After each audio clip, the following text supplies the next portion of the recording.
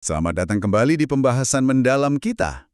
Hari ini kita akan kupas tuntas nih sumber informasi Anda soal topik yang lumayan kompleks dan sering jadi perdebatan, penyakit Lyme. Anda mungkin udah pernah dengar sekilas, tapi detailnya itu loh, sering bikin bingung.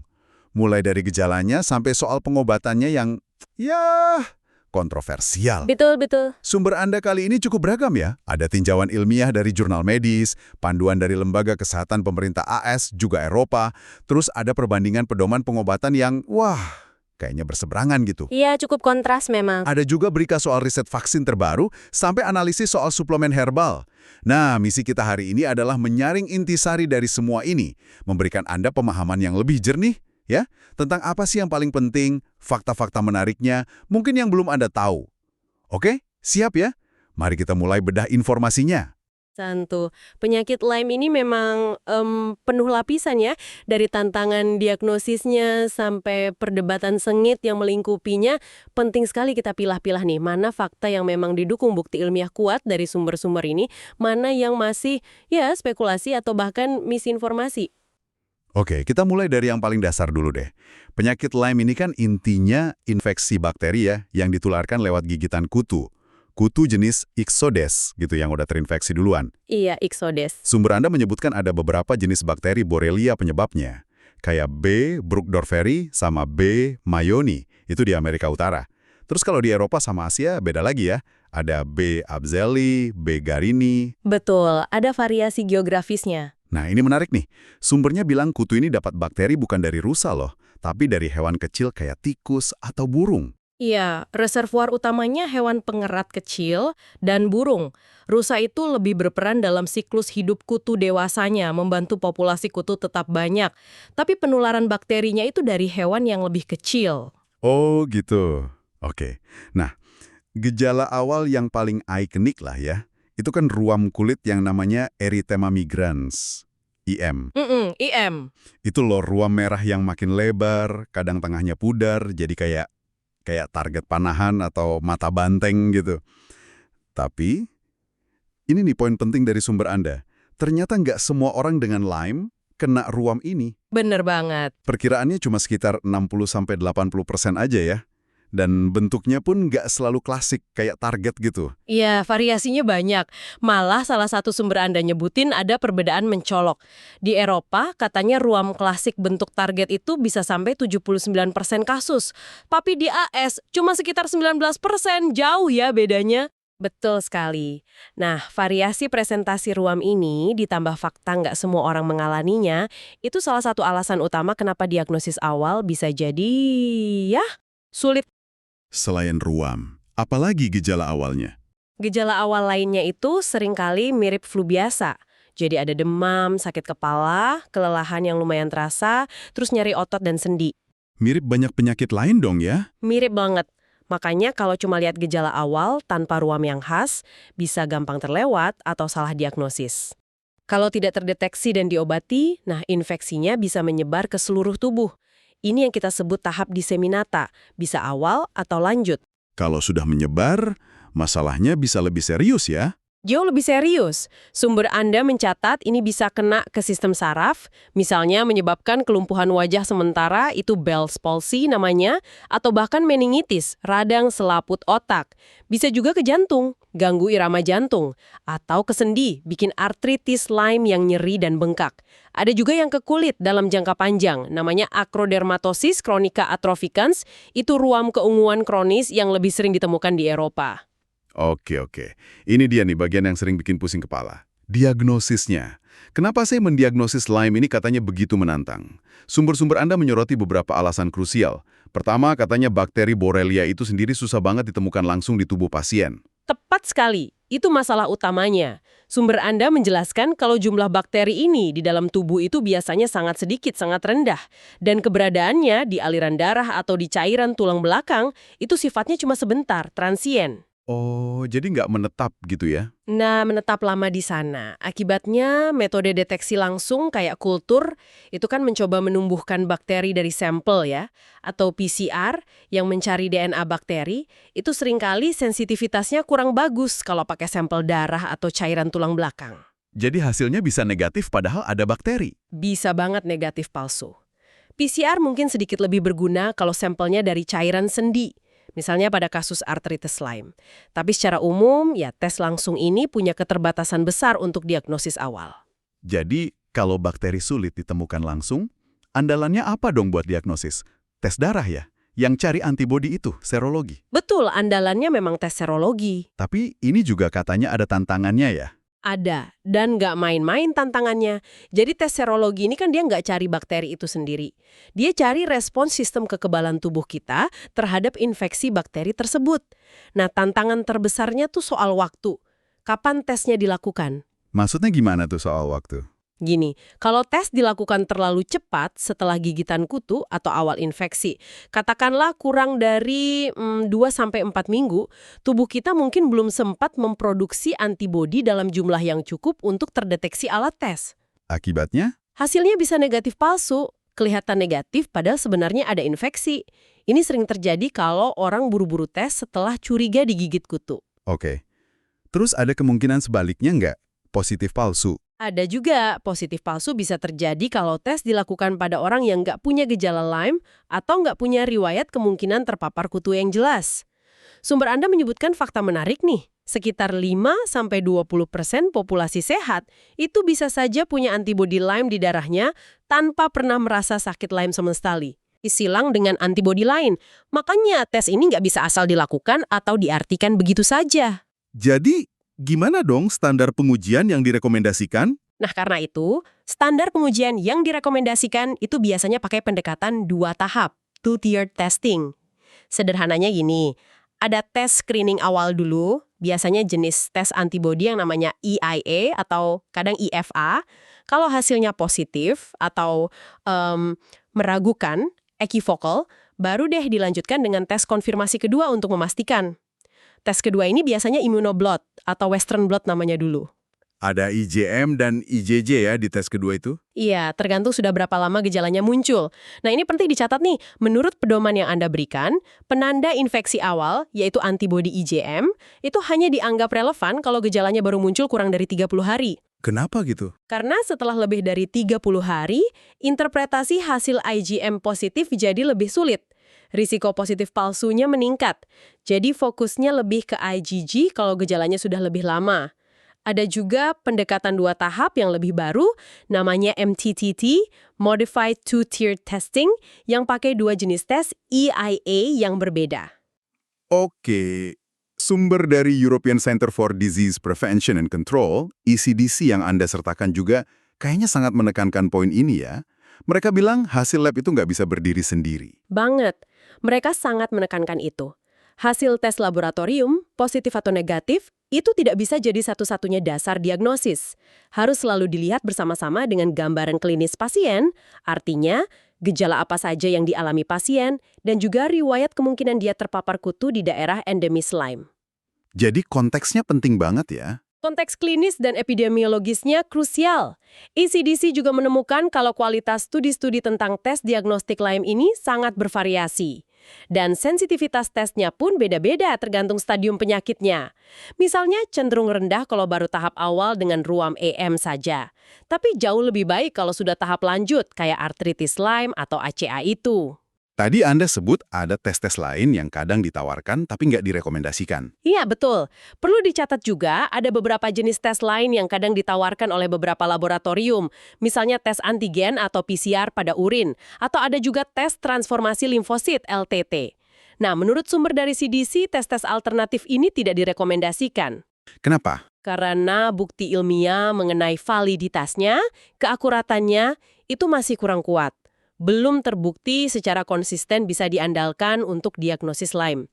Meskipun demikian, bukan berarti penelitian berhenti ya. Ada disebut dalam salah satu editorial yang Anda punya tentang pengembangan metode baru. Misalnya qPCR yang mentargetkan materi genetik spesifik bakteri Borrelia, namanya TERAL, yang diharapkan mungkin bisa lebih sensitif di masa depan. Tapi itu masih riset. Oke, jadi diagnosisnya memang penuh tantangan ya. Nah, setelah kita lihat betapa rumitnya menegakkan diagnosis Lyme, kita pindah ke pengobatannya deh. Untungnya nih, untuk sebagian besar kasus Lyme yang berhasil dideteksi dini, sumber-sumber Anda mengacu pada pedoman medis standar kayak dari IDSA, menyatakan pengobatannya cukup jelas dan efektif ya. Betul. Kalau diagnosisnya tepat dan cepat, pengobatan standarnya memang umumnya efektif. Andalannya adalah antibiotik oral. Apa aja tuh antibiotiknya? Pilihan utamanya seringkali doxycycline. Ini karena doxycycline efektif membunuh bakteri Lyme dan juga beberapa infeksi lain yang bisa ditularkan oleh kutu yang sama. Jadi cakupannya luas. Tapi ada pengecualian. Doxycycline biasanya tidak diberikan untuk anak di bawah usia 8 tahun atau untuk ibu hamil dan menyusui. Terus kalau nggak bisa pakai doxycycline gimana? Ada alternatifnya, misalnya amoxicillin atau cefuroxim. Durasi pengobatannya sendiri biasanya berkisar antara 10 hari sampai 28 hari, tergantung stadium penyakitnya dan organ apa saja yang kena. Kalau kasusnya lebih parah gimana? Misal udah kena saraf atau jantung tadi. Nah, untuk kasus yang lebih berat, misalnya kalau infeksi sudah menyebar ke sistem saraf pusat atau ke jantung, mungkin diperlukan antibiotik yang lebih kuat dan diberikan lewat infus di rumah sakit. Contohnya ceftriaxone. Oke, ada satu hal penting lagi nih soal pengobatan dan tes. Sumber dari CDC menjelaskan, katanya setelah pengobatan selesai dan berhasil, antibodi Lyme itu bisa tetap ada di darah ya, lama gitu. Betul sekali, ini poin yang sering bikin bingung pasien. Setelah pengobatan antibiotik selesai dan secara klinis pasien dianggap sembuh, artinya gejalanya hilang, antibodi Lyme, terutama IgG, itu bisa tetap terdeteksi di dalam darah selama berbulan-bulan, bahkan bertahun-tahun. Jadi tes darah ulang nggak bisa dipakai buat mastiin sembuh dong? Tepat. Tes darah ulang tidak bisa dipakai sebagai penanda kesembuhan atau kegagalan terapi.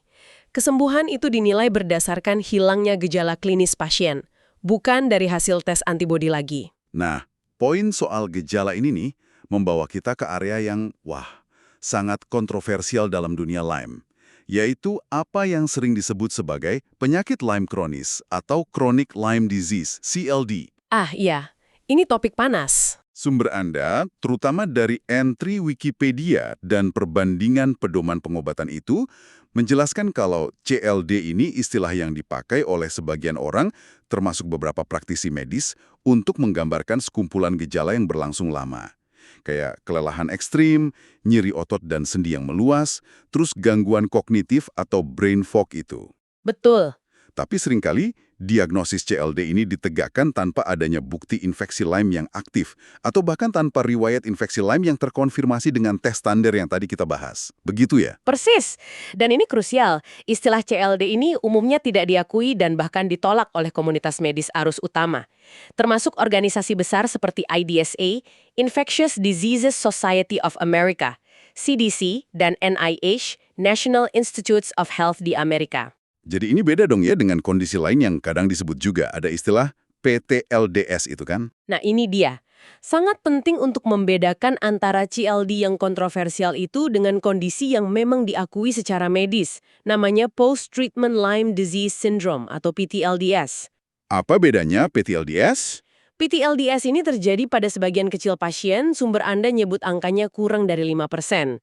Mereka ini adalah pasien yang sudah terbukti secara objektif menderita Lyme, misalnya dengan tes 2 tahap yang valid, sudah diobati dengan antibiotik standar sesuai pedoman, tapi gejalanya kayak nyeri, lelah, atau kesulitan berpikir itu masih menetap selama lebih dari 6 bulan setelah pengobatan selesai. Penyebab PTLDS ini apa? Masih ada infeksi? Penyebab PTLDS ini belum sepenuhnya dipahami, tapi dugaannya bukan karena infeksi aktif yang terus berlanjut. Lebih ke arah mungkin ada respons imun yang berlebihan atau berkepanjangan, atau mungkin ada sisa-sisa kerusakan jaringan akibat infeksi awal. Jadi, beda mekanisme dengan anggapan infeksi aktif pada CLD. Kalau CLD tadi gimana? Nah, sebaliknya, pada kasus-kasus yang diberi label CLD ini, seringkali tidak ada bukti objektif infeksi Lyme sebelumnya atau saat ini. Hasil tes standarnya negatif, dan penyebab gejalanya bisa jadi adalah kondisi medis lain yang belum didiagnosis, misalnya fibromialgia, sindrom kelelahan kronis, depresi, atau bahkan gangguan psikosomatis, yang kemudian keliru dianggap sebagai Lyme. Kenapa kontroversinya bisa sepanas itu ya soal CLD ini? Kontroversi ini menjadi sangat panas karena ada kelompok praktisi dan juga kelompok advokasi pasien yang sangat vokal mempromosikan diagnosis CLD ini. Dan yang lebih penting lagi, mereka menganjurkan penggunaan antibiotik jangka panjang, bisa berbulan-bulan bahkan ada yang bertahun-tahun. Padahal, sumber Anda mengutip hasil dari beberapa uji klinis terkontrol acak ini standar emas ya dalam penelitian medis. Studi-studi ini secara konsisten menunjukkan bahwa terapi antibiotik jangka panjang ini tidak memberikan manfaat yang signifikan untuk gejala-gejala persisten tersebut jika dibandingkan dengan placebo atau obat kosong. Nggak ada manfaat, tapi ada risikonya. Justru itu. Bukan cuma nggak bermanfaat, tapi penggunaan antibiotik jangka panjang itu membawa resiko efek samping yang serius, mulai dari gangguan pencernaan, reaksi alergi, sampai infeksi jamur.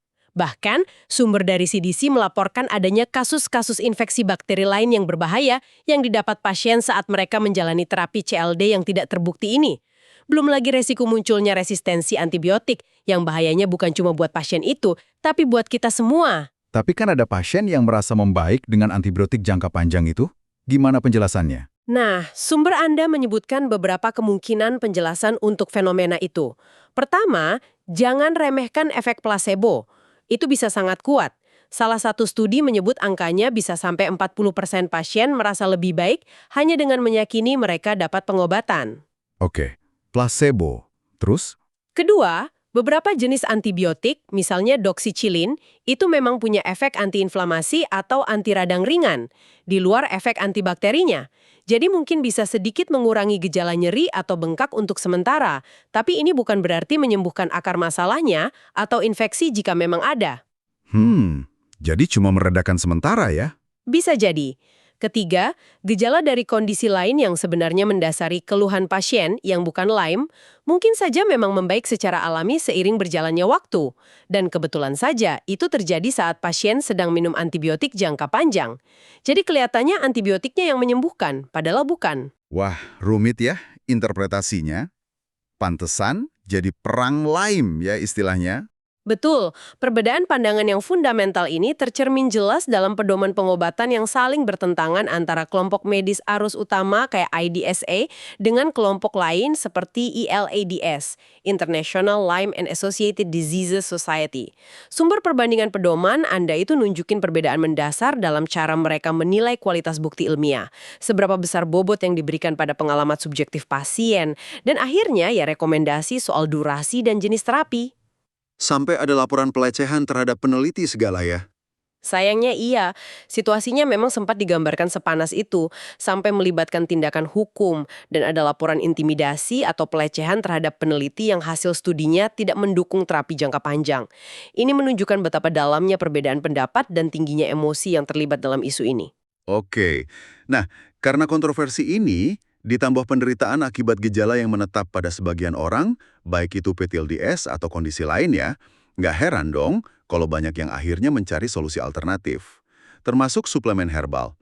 Salah satu sumber Anda kan ada tinjauan yang cukup komprehensif ya soal ini, ngebahas 18 jenis herbal yang sering dipakai orang untuk gejala yang mereka kaitkan dengan Lyme. Apa tuh temuan utamanya? Ya, tinjauan itu memang menemukan sesuatu yang menarik lah ya, tapi perlu diinterpretasi dengan sangat hati-hati.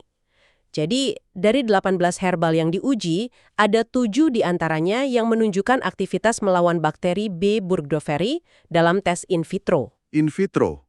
Maksudnya? Penting banget nih artinya in vitro. Artinya, pengujian itu dilakukan di cawan Petri di laboratorium, bukan pada organisme hidup seperti hewan percobaan, apalagi manusia. Oh, cuma di lab aja ya? Herbal apa aja tuh yang katanya aktif di lab? Yang menunjukkan aktivitas in vitro itu ada Cat's Claw atau Uncaria tomentosa, Cryptolepis sanguinolenta, Chinese skullcap atau Scutellaria baicalensis, Japanese knotweed atau Polygonum cuspidatum, sweet wormwood atau Artemisia annua, thyme atau Thymus vulgaris, dan minyak oregano atau Origanum vulgare. Wah, 7 dari 18 itu lumayan juga ya kedengarannya. Tapi, apakah ini berarti herbal-herbal itu efektif buat ngobatin Lyme pada manusia? Nah, ini dia poin krusialnya. Aktivitas di cawan Petri itu tidak serta-merta berarti herbal tersebut akan efektif dan aman kalau diminum manusia. Sama sekali belum tentu. Hingga saat ini, tinjauan tersebut menyimpulkan bahwa belum ada data dari uji in vivo, yaitu pada hewan percobaan, atau dari uji klinis pada manusia, yang membuktikan secara meyakinkan bahwa herbal-herbal ini efektif untuk mengobati infeksi Lyme atau mengatasi gejala-gejalanya secara spesifik pada penderita Lyme. Jadi bukti klinisnya belum ada ya? Belum ada bukti klinis yang kuat. Memang benar, sebagian besar herbal ini, kecuali mungkin minyak oregano, diketahui punya sifat antiinflamasi atau anti radang. Nah, sifat antiinflamasi ini mungkin bisa saja membantu meredakan beberapa gejala kayak nyeri atau bengkak pada sebagian orang. Tapi itu beda banget ya sama memberantas infeksi bakteri Lyme-nya itu sendiri. Meredakan gejala nggak sama dengan menyembuhkan infeksi. Di tinjauan itu disebut ada studi pada manusia nggak? Ada disebutkan beberapa studi kecil pada manusia, tapi konteksnya perlu dilihat. Misalnya, cat's claw dan Chinese skull cap itu pernah diteliti untuk osteoartritis, bukan Lyme, dan menunjukkan potensi mengurangi nyeri atau bengkak. Cat's claw juga pernah diteliti pada pasien kanker stadium lanjut, katanya mungkin memperbaiki kelelahan. Terus sweet wormwood atau turunan sintetiknya, artesunate, pernah diteliti pada penyakit Crohn, katanya menunjukkan efek penghematan steroid. Ada juga satu studi kecil yang mengaitkannya dengan perbaikan memori jangka pendek pada pasien Lyme. Tapi sekali lagi, ini studi-studinya sangat terbatas. Jumlah pesertanya kecil, desainnya mungkin kurang kuat, dan fokusnya bukan membuktikan penyembuhan Lyme secara definitif. Jadi intinya, bukti klinis untuk pengobatan Lyme pakai herbal ini masih sangat minim ya? Terus gimana dengan risikonya? Ada yang perlu diwaspadai nggak kalau orang mau coba-coba herbal ini? Justru ini yang sangat penting untuk ditekankan. Sumber tinjauan herbal tersebut memberikan peringatan serius soal potensi interaksi obat yang signifikan dari banyak herbal ini. Ini nggak boleh dianggap enteng. Interaksi gimana maksudnya? Misalnya begini, beberapa di antaranya, kayak cat's claw, Japanese knotweed, atau sweet wormwood, itu bisa meningkatkan resiko perdarahan kalau diminum bareng sama obat pengencer darah kayak warfarin, atau bahkan obat anti nyeri golongan NSAID yang umum kayak ibuprofen atau naproxen. Wah, bahaya dong. Bisa bahaya. Beberapa herbal lain, kayak cryptolepis atau Chinese skull cap, bisa bikin tekanan darah turun terlalu rendah kalau dikonsumsi bareng obat hipertensi, atau bikin gula darah terlalu rendah kalau diminum bareng obat diabetes. Banyak herbal juga berinteraksi dengan sistem enzim di hati kita, namanya sitokrom P450, yang tugasnya memetabolisme berbagai macam obat resep lainnya. Kalau enzim ini kerjanya terganggu oleh herbal, ya kerja obat resep lain itu bisa ikut kacau, bisa jadi terlalu kuat efeknya atau malah nggak efektif sama sekali. Jadi kesimpulannya gimana soal herbal ini? Kesimpulannya, penggunaannya harus ekstra hati-hati. Terutama kalau Anda sedang mengonsumsi obat resep lain untuk kondisi medis apapun. Sangat dianjurkan untuk konsultasi dulu dengan dokter atau apoteker yang paham soal interaksi herbal obat sebelum mencoba suplemen herbal apapun. Jangan sampai niatnya mau sehat, malah jadi masalah baru. Oke, paham. Nah, setelah kita bahas diagnosis yang rumit, pengobatan yang penuh kontroversi, plus keterbatasan alternatif kayak herbal tadi, kayaknya strategi pencegahan jadi terasa makin krusial ya. Sumber-sumber Anda jelas banget menggarisbawahi langkah-langkah kunci untuk ini. Intinya, sebisa mungkin hindari gigitan kutu. Betul. Itu kuncinya. Pencegahan adalah yang terbaik. Caranya antara lain, kalau kita mau ke area yang berisiko tinggi, kayak hutan, kebun, atau semak belukar, usahakan pakai pakaian tertutup. Lengan panjang, celana panjang, terus ujung celananya dimasukkan ke kaos kaki kalau bisa. Terus pakai obat nyamuk itu? Bukan cuma obat nyamuk biasa, gunakan pengusir kutu atau tick repellent yang efektif pada kulit yang terbuka. Sumber Anda menyebutkan bahan aktif yang terbukti efektif itu seperti DEET, picaridin, atau oil of lemon eucalyptus atau OOLE. Pilih yang konsentrasinya sesuai rekomendasi. Nah, untuk perlindungan ekstra, semprotkan juga pakaian dan peralatan kita kayak sepatu atau tas dengan produk yang mengandung permetrin 0,5%. Permetrin ini buat di baju ya, bukan di kulit. Ya, permetrin ini sangat efektif membunuh kutu saat kontak, tapi ingat, jangan disemprotkan langsung ke kulit, hanya untuk pakaian dan peralatan. Selain pakai baju tertutup dan repellent, apalagi yang penting? Di area berisiko, periksa seluruh tubuh Anda, anak-anak, juga pakaian, dan jangan lupa hewan peliharaan kalau punya. Mandi sesegera mungkin setelah masuk rumah juga bisa membantu membersihkan kutu yang mungkin baru nempel dan belum sempat gigit kuat. Periksa di bagian mana aja tuh yang penting. Katanya kutunya kecil banget ya. Kecil banget. Kutu nimfa ini tahap kutu yang paling sering menularkan Lyme, ukurannya bisa sekecil biji wijen atau poppy seed, makanya perlu teliti. Periksa area-area tersembunyi kayak ketiak, selangkangan, belakang lutut, pusar, terus di dalam dan sekitar telinga, di garis rambut dan di kulit kepala. Pada anak-anak, periksa bagian ini lebih cermat lagi. Katanya kutu perlu nempel lama ya buat nularin Lyme? Betul, sumber Anda juga menekankan fakta penting ini, kutu itu umumnya perlu nempel dan menghisap darah selama sekitar 36-48 jam untuk bisa menularkan bakteri Lyme ke manusia. Jadi, semakin cepat Anda menemukan dan melepaskan kutu yang menempel dengan benar, semakin rendah resiko Anda tertular penyakit Lyme. Oke. Lalu bagaimana dengan harapan pencegahan di masa depan? Vaksin misalnya. Dulu kan sempat ada ya, tapi terus ditarik. Benar, dulu memang pernah ada vaksin untuk manusia namanya Limerix, tapi ditarik dari peredaran tahun 2002. Alasannya waktu itu karena penjualannya menurun drastis, sebagian karena ada kekhawatiran publik soal efek samping artritis, meskipun secara ilmiah kaitan itu tidak terbukti kuat.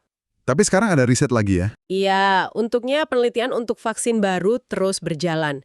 Sumber berita yang Anda miliki menyebutkan ada kandidat vaksin yang saat ini paling maju dalam pengembangannya, namanya VLA15. Vaksin ini basisnya protein permukaan bakteri Lyme juga, namanya OSPA. Sekarang ini VLA15 sedang dalam uji klinis fase 3. Ini tahap akhir sebelum bisa diajukan untuk persetujuan regulator. Uji coba ini dilakukan oleh perusahaan Valneva dan Pfizer di Amerika Serikat dan Eropa. Selain VLA15, ada pendekatan lain.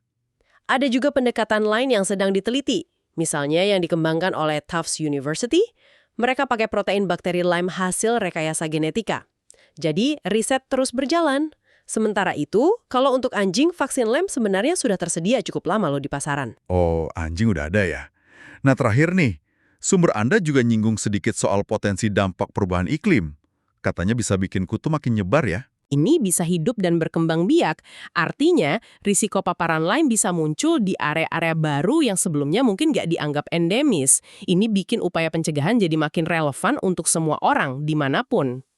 Oke, jadi kalau kita rangkum nih ya, setelah menyimak semua sumber informasi Anda, apa ya intisari yang bisa kita tarik dari pembahasan mendalam kita hari ini? Pertama, jelas ya, penyakit Lyme itu nyata, disebabkan oleh infeksi bakteri spesifik. Tapi diagnosisnya itu bisa sangat menantang.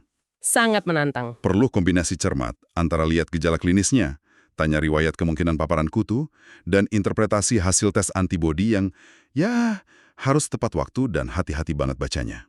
Betul. Nggak bisa asal tes. Kedua, soal pengobatan. Pengobatan standar dengan antibiotik itu umumnya sangat efektif kok, terutama kalau dimulai pada tahap awal penyakit. Tapi, nah ini, ada kontroversi besar seputar gejala yang menetap dan label Lyme kronis atau SLD itu. Kontroversi yang panas. Penting banget diingat, penggunaan antibiotik jangka panjang untuk kondisi yang dilabeli SLD ini tidak didukung oleh bukti ilmiah yang kuat, malah justru bawa resiko signifikan. Ini beda ya sama PTLDS yang memang diakui secara medis sebagai sindrom pasca pengobatan. Harus dibedakan dengan jelas. Ketiga, soal alternatif. Pendekatan kayak suplemen herbal itu memang ada yang nunjukin aktivitas melawan bakteri Lyme di lab, in vitro, tapi bukti klinis pada manusianya masih sangat kurang. Plus, ada risiko interaksi dengan obat lain yang perlu sangat diwaspadai. Risikonya nyata. Keempat, pencegahan gigitan kutu. Ini tetap jadi strategi paling efektif saat ini. Dan kelima, kabar baiknya, ada harapan dari penelitian vaksin yang terus berlanjut. Mudah-mudahan segera ada yang efektif dan aman ya. Semoga saja.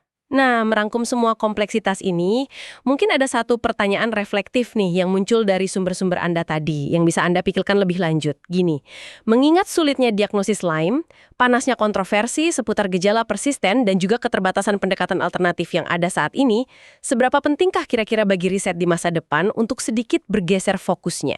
Bergeser gimana maksudnya? mungkin nggak cuma fokus pada cara membunuh bakterinya saja, tapi juga pada pemahaman yang lebih dalam tentang bagaimana sih respons imun unik setiap individu terhadap infeksi ini, dan kenapa pada sebagian orang gejalanya itu bisa bertahan lama, bahkan setelah infeksinya tampaknya udah berhasil diatasi. Pertanyaan ini kan menjembatani semua aspek tadi ya, tantangan diagnostik, kontroversi pengobatan, dan fenomena kayak PTLDS yang jujur saja masih menyisakan banyak misteri. Wah, pertanyaan yang sangat menarik dan penting banget ya untuk direnungkan ke depannya. Fokus ke respons individunya ya. Oke deh, terima kasih banyak sudah menyimak pembahasan mendalam kami berdasarkan sumber-sumber Anda hari ini. Sama-sama. Sampai jumpa lagi di kesempatan berikutnya.